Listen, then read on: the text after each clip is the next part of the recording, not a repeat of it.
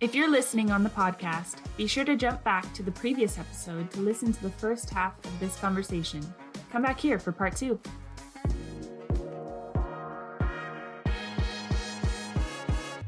Welcome to the Building Doctor Show with Jens Johansson.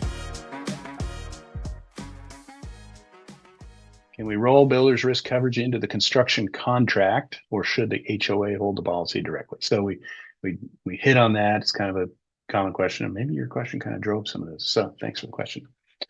So I almost like it being in the construction documents and getting some competition on the 2 to 5%. So a good contractor A may have just a really great rating and it's 1.5% for them.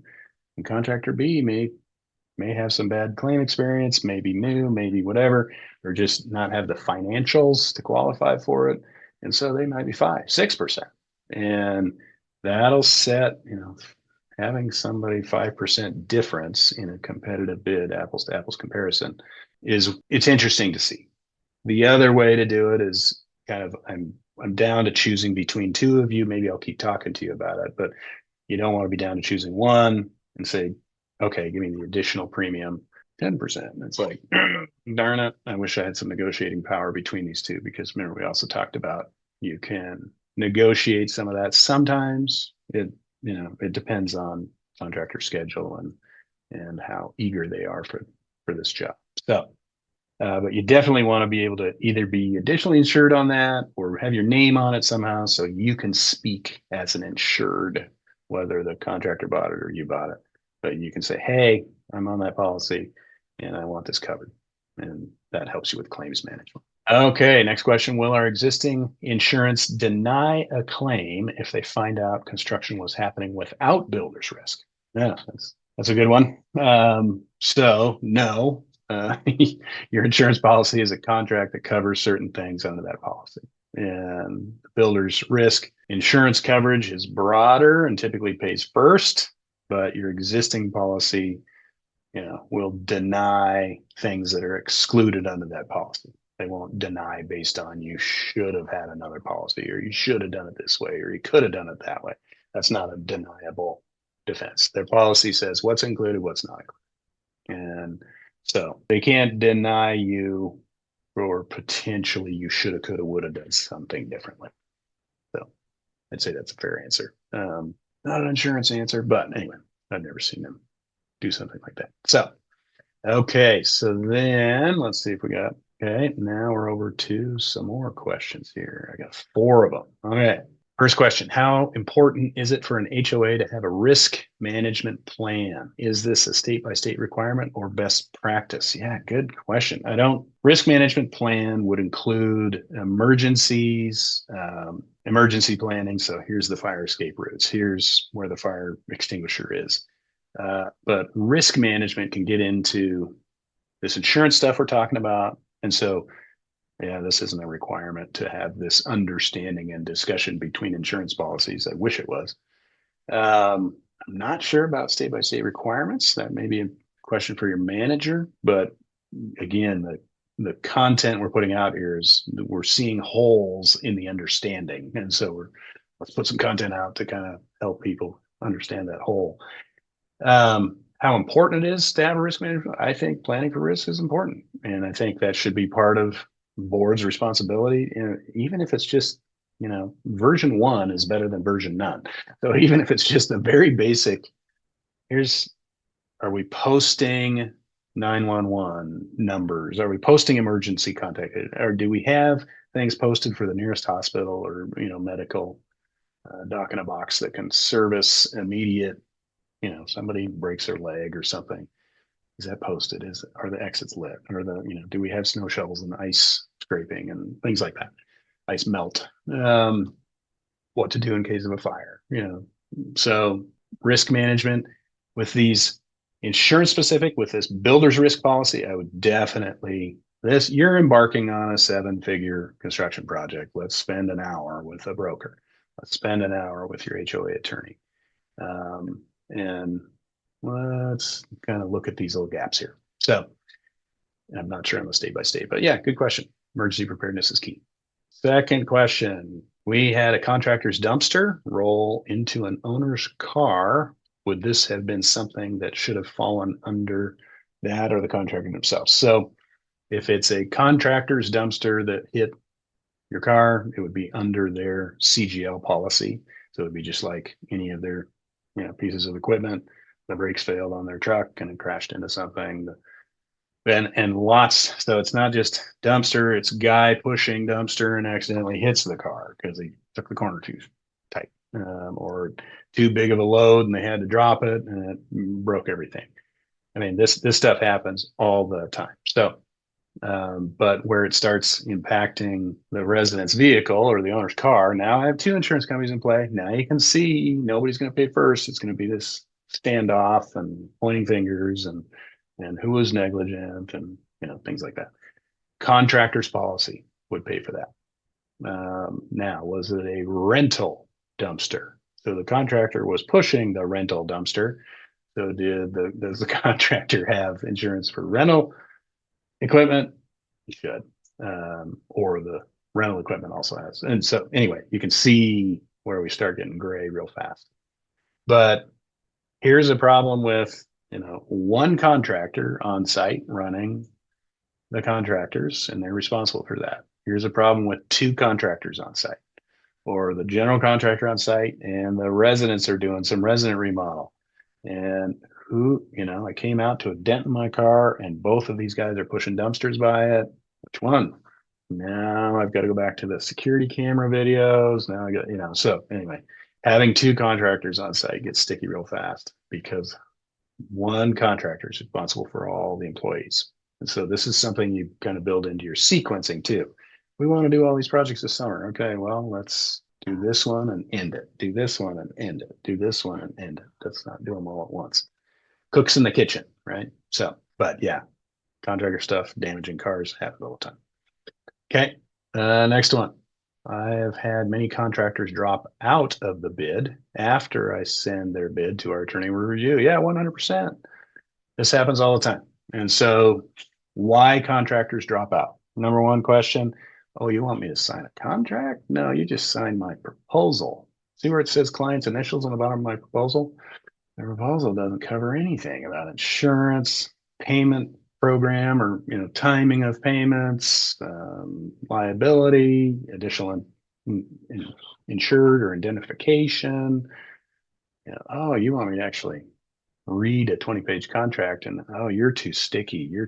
You're being too critical. You're being too contracty. I'm not going to do work for you. Maybe they have so many clients that they don't need to deal with contracts, but your basic contract identifies a lot of these contingencies and talks about the risk shifting and moves it around and does what it needs to do. It doesn't take any, whatever the contract is, the contractor can come back and say, that wasn't in the bid documents. I need to raise my price to cover that.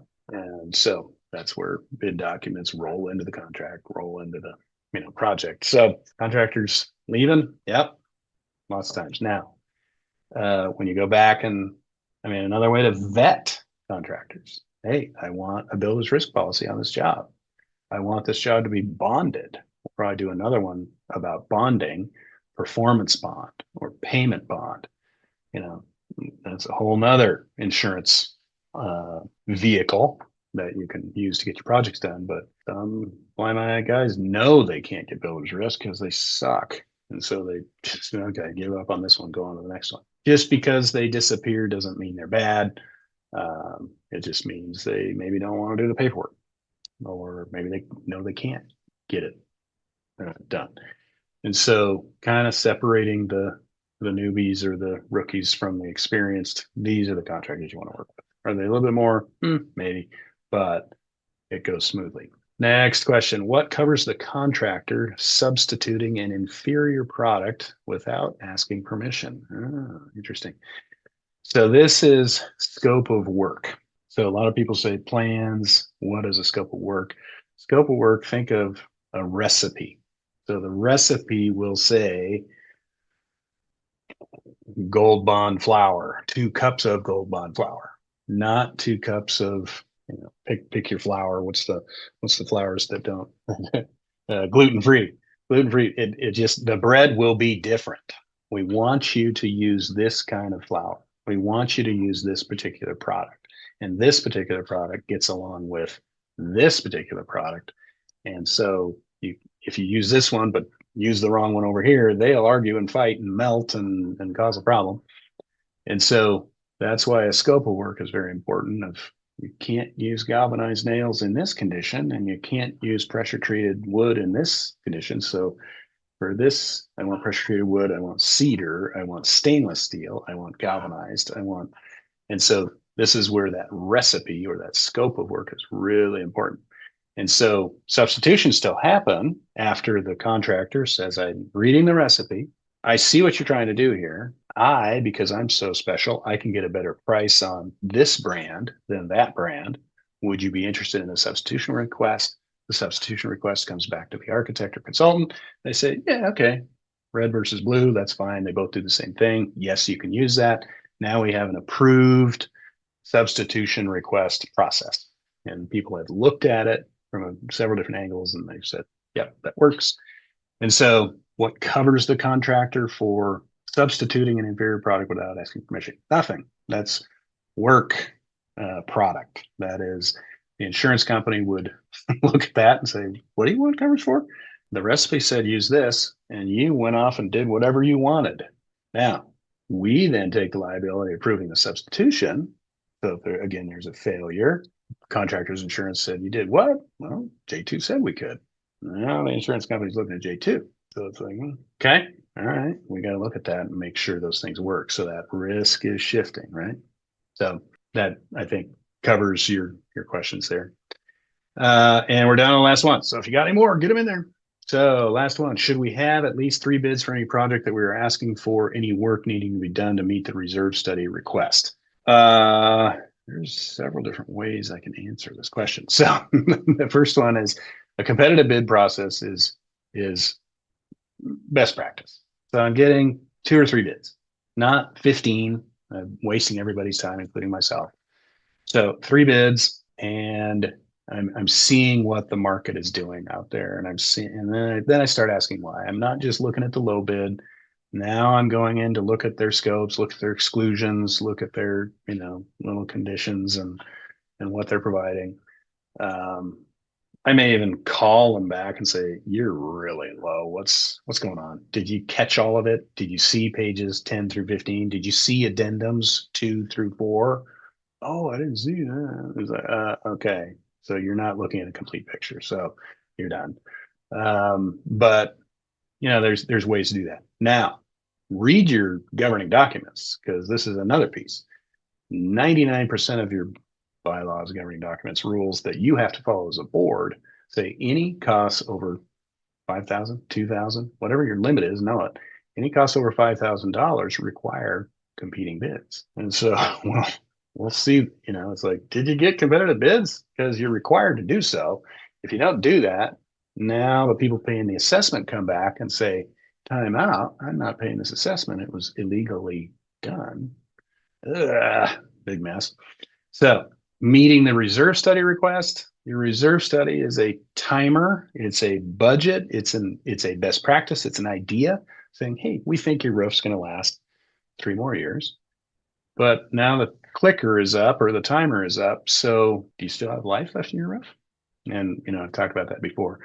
Just because the reserve study said I had to replace it this year doesn't mean it needs replacing. It was kind of best estimate at the time, and have somebody come take a look at your roof, and whether it's a consultant or, or I don't know if I'd ask a roofer, but ask a consultant that it's not selling you a roof.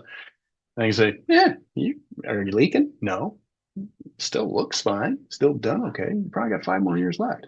If you want to replace it now, go for it. But I think you still have some life here. So I think your intent was, should we get 3 bids? And yes, that's a very good practice and probably required under bylaws.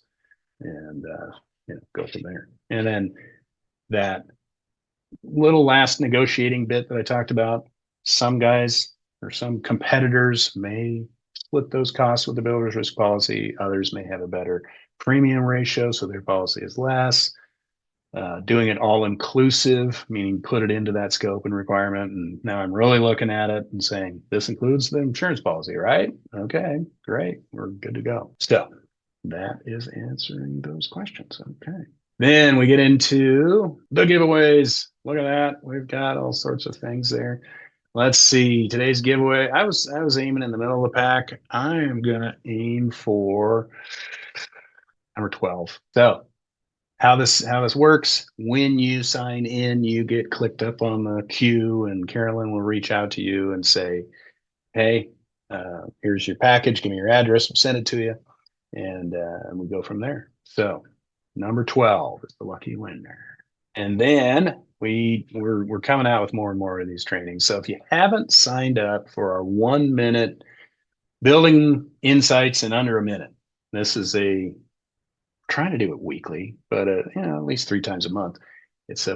Takes less than a minute to read. It talks, real high level summary of this stuff. So that's a good one. Look for that.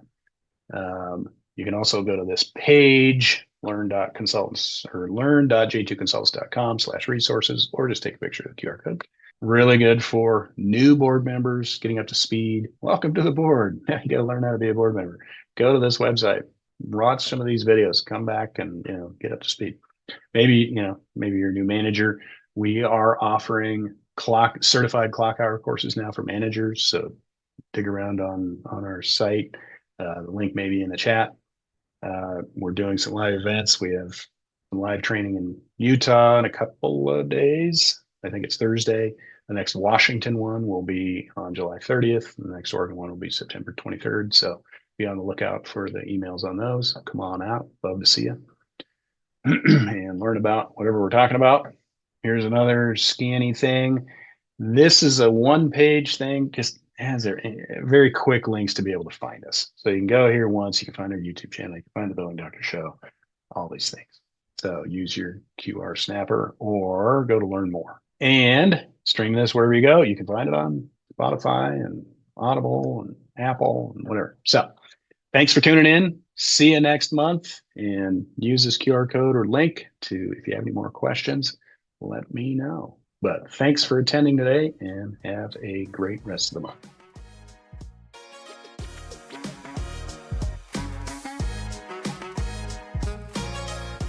This podcast is part of J2's free live webinar, The Building Doctor Show. To attend the live show and ask your questions during the Q&A, visit www.j2consultants.com.